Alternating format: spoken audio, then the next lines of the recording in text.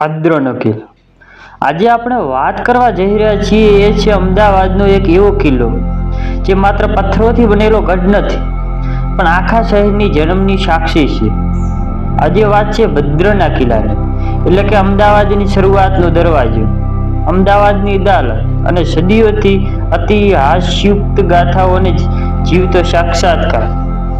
ભદ્રનો કિલ્લો એ અમદાવાદ શહેરના મધ્યમ ભાગમાં આવેલો એક ઐતિહાસિક અને પ્રતિષ્ઠિત કિલ્લો છે. તેનું નિર્માણ અને નામાંકન ઉલ્લેખનીય ઇતિહાસ ધરાવે છે. તે સમયે શાહી દરબાર અહીં યોજાતો અને કિલ્લાની પૂર્વ બાજુ આવેલા 3 દરવાજા નામમાં પ્રવેશ દ્વારથી શાહી દરબાર તરફ પ્રવેશ મળતો હતો, જે માણેક ચોકથી નજીક આવેલો છે. ભદ્ર કિલ્લાની અંદરના ભાગમાં રજવાડી મહેલો અને સુંદર નગીના બાગ સ્થિર છે, જ્યારે પશ્ચિમ તરફ અહમદ શાહની શાહી મસ્જિદ જોવા મળે છે અને પૂર્વ મેદાન શાહી નામનો ઓળખાતો વિશાળ ખુલ્લું મેદાન વિસ્તરાયેલો છે. મુઘલ શાસન દરમિયાન આ કિલ્લો સંરક્ષણાત્મક અને શાસકીય મહત્વ ધરાવતો હતો.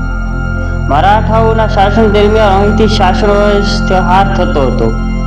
મરાઠા સમયે કિલ્લાની આસપાસમાં ઘણી સરકારી કચેરીઓ અને ઘોડા હાથી માટે સ્થાનો ઊભા કરવામાં આવ્યા હતા.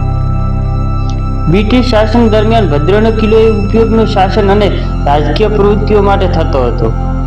અહીં બ્રિટિશ રેસિડેન્સી અને અન્ય સરકારી કચેરીઓ પણ હતી. આજના સમયમાં ભદ્રનો કિલ્લો ઐતિહાસિક સ્મારક છે અને શહેરના ઐતિહાસિક જીવંતને બનાવે છે. કિલ્લાની આજુબાજુ અનેક સરકારી ઇમારતો, લાલ દરવાજા પાસે બજારની વિસ્તારમાં અને ભદ્રના પ્લાઝા આવેલા છે, જ્યારે અમદાવાદીઓને દૈનિક વ્યવહાર રહે છે.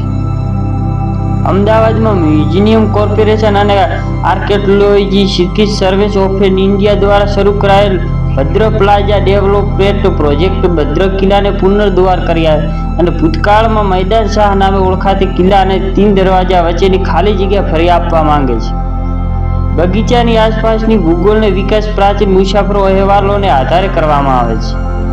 તેનું કામ 26 જાન્યુઆરી 2012ના રોજ શરૂ થયું અને કુલ ખર્ચ 115 કરોડની આવકની શક્યતા છે. મહેલના પ્રથમ મજલા પર એક સંગ્રહાલય અને એક ચિત્રખંડ વિકસાવવાની યોજના છે.